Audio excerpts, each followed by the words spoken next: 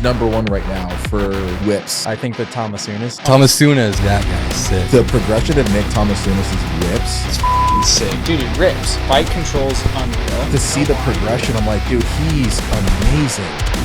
What's going on, YouTube? Today's video, we are going to be putting the 2026 Stark Varg 1.2 MX up against my 2025 YZ450 in a little lap time comparison. Now, I did this video like 2 years ago. I have done this video before, but I didn't have like really any time on the Varg at that point. So I figured, why not go ahead and remake the video, especially now that I have like hundreds and hundreds of hours spent on the Stark Varg. We're doing it here in my backyard on my brand new little like motocross track loop that weaves in and out of my free ride jumps. A bit more of a technical, tighter course than the last course that I did it on. Full specs of the Varg, we're going to be running it at 60 horsepower. I have the handbrake, which is actually pretty new to me. I just started running it this year on my track bike, which I absolutely love the handbrake now, by the way. I wasn't a huge fan of it at the start, but now I'm really starting to like it. 60 horsepower, 25% regen, about as close to a 450 as I could possibly make it feel.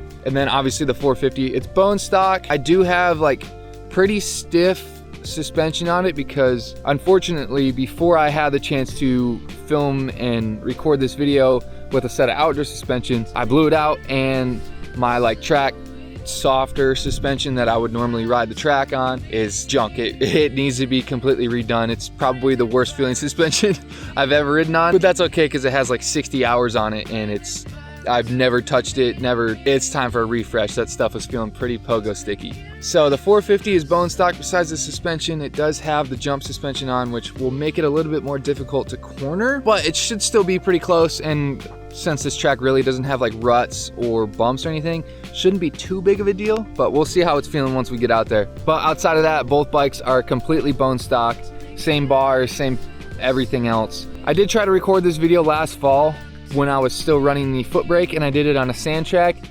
and on a 1 minute and like 10-second lap time, I was considerably slower on the Stark. Now, ever since then, I have been putting in a lot more time at the track, actually throwing down some laps, trying to get the speed and the eye speed back up where I can actually go and like throw down a half decent lap. And I've been doing that basically all on the Varg. I do ride the 450 still a little bit here and there, but not nearly as much as the Varg. So really excited to see how this turns out. Do think the Varg is going to come out on top this time. I've been feeling really comfortable on that bike, but I don't know, it's two totally different feelings, so I guess we'll just have to wait and see. Anyways, I'm getting rained on right now, so I'm gonna just hop out of this and throw you guys on board.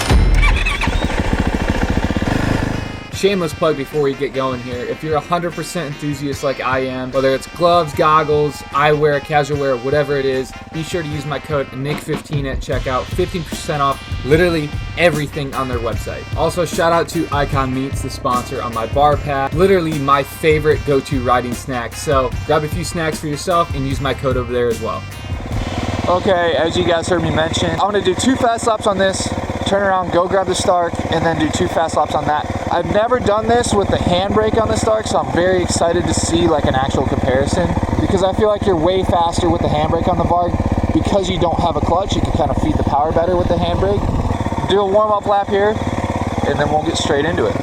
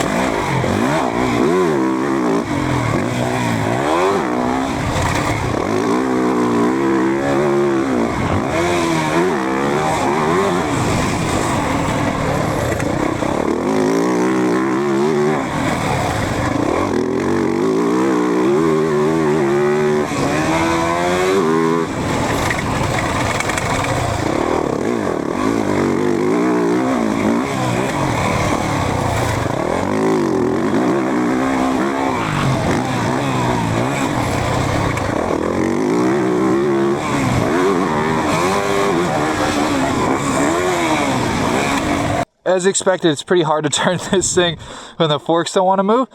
But other than that, felt okay. There's definitely some things we can clean up, that's for sure. That was an okay lap. I still think the Varg's gonna be faster, but I guess we'll find out.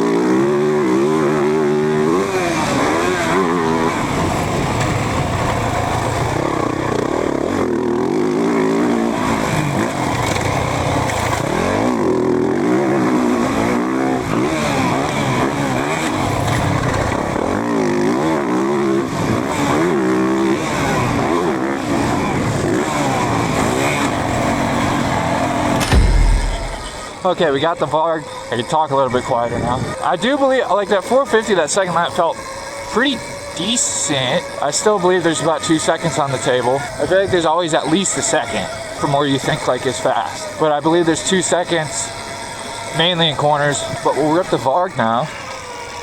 I'll do a warm-up lap and then we'll get straight into it.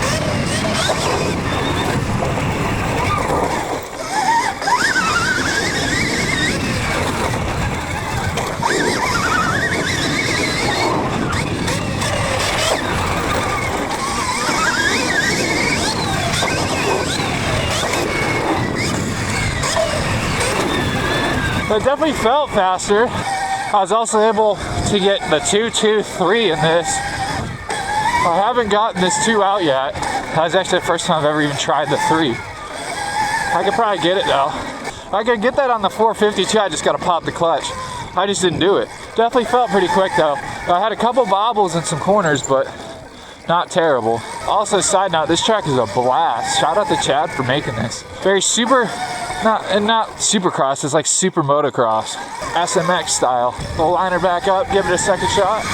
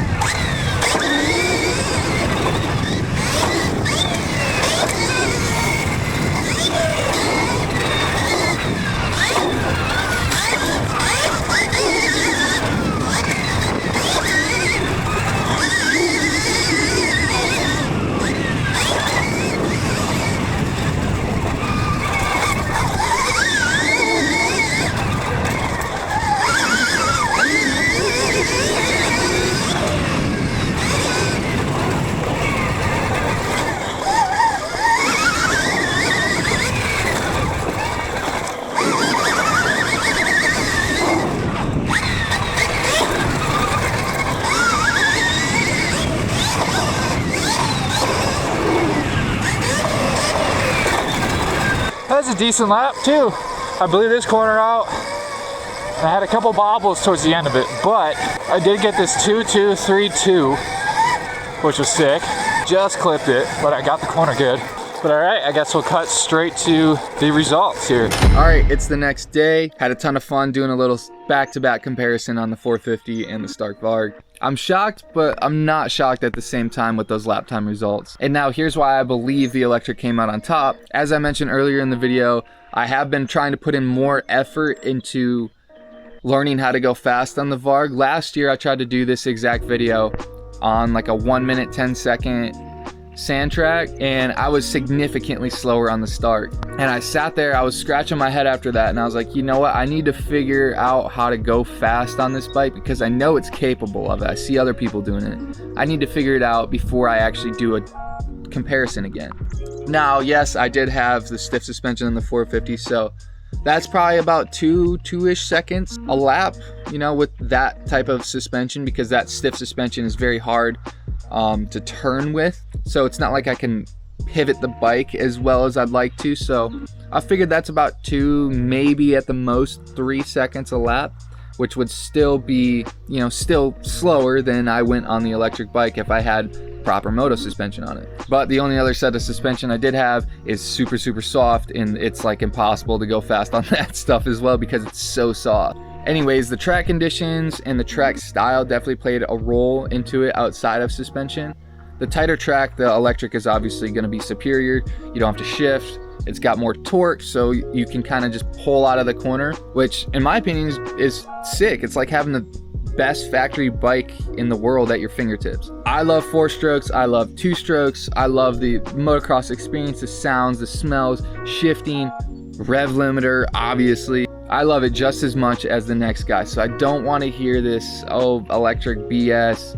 If you've never ridden a Stark or never ridden anything electric in general, before you can even have an opinion on it, you need to go do it because it's the sickest feeling out there. I know a lot of people think riding a Stark is way easier, and in some cases it is, but there's a totally different skill to it in learning how to have proper like throttle control because there is no gears, and because that rear wheel spins at 1,000,000 miles an hour and you're not in gear, see, it's not like you're maxing out in second gear like you are on a combustion bike. You twist that throttle wide open, you got 5th gear pin. So learning, like, you have to have a lot more throttle control on the electric, and learning how to, at least for me, the biggest learning curve was learning how to use the handbrake as more of a clutch and using it in the right spots, which isn't normal for a gas bike. Like there's certain instances on the track where a gas bike, you can just say you're coming out of a turn, you pin it wide open, you know? If I did that on the gas bike, I'll spin or I'll slide out or whatever. So you really have to have a lot more finesse on the electric, which I think it's cool. I think it's awesome to develop, you know, different skill sets. I will say my heart rate is slightly lower on the electric than it is on the gas. I think mainly just because of the sound. I don't think, you know, shifting gears or anything really raises your heart rate that much more than not doing it, because I mean, I was second gear the majority of the time out there anyways. But the electric, because there's no sound and maybe the vibrations play a little bit of role, you're excited on the gas bike, for lack of a better term. You're like, your rev limiter, you're go, go, go. On the electric, it's super finesse. It's like rock music versus like country or something. Different flavors, different riding styles, but it's still just as fun. It's still very difficult to go fast on any dirt bike, regardless of what it's powered by. And I do believe, truly, wholeheartedly, electric is here to stay. I'm excited to see once they can figure out how to get the, like, past like the sound thing, like a pro level, because that's the one downfall of electric, is there's no sound. So riding it at a public track, it's a bit difficult to navigate around people without either A, like you blow past them and you scare the crap out of them, or like nobody knows you're behind them, so they're just riding like they're alone, and it's hard for them to predict where you're at, or, you know, you to predict where they're going, I guess I should say. But I think once they figure that out, and I know they're working on it, and I know they will figure it out because they've figured everything out to this point already. Once they get past that, I think it'll be very interesting to see these bikes compete at a very high professional level. And I'd be interested to hear input from another like top pro rider that's ridden it and put some like hard hours on it, if they feel the same way that I feel about it, in terms of like lower heart rate, you can think a little bit clearer because you don't have the sound. And again, I know the true motocross experience is the sounds, the smells, whatever, but if you're going purely based off of performance, that does help. Again, back to like the wheel spin speed, trying to learn how to moderate all that with the throttle and the hand rear brake definitely takes a different skill set than just the gas bike wide open shifting gears. You just got to be in the right gear type deal.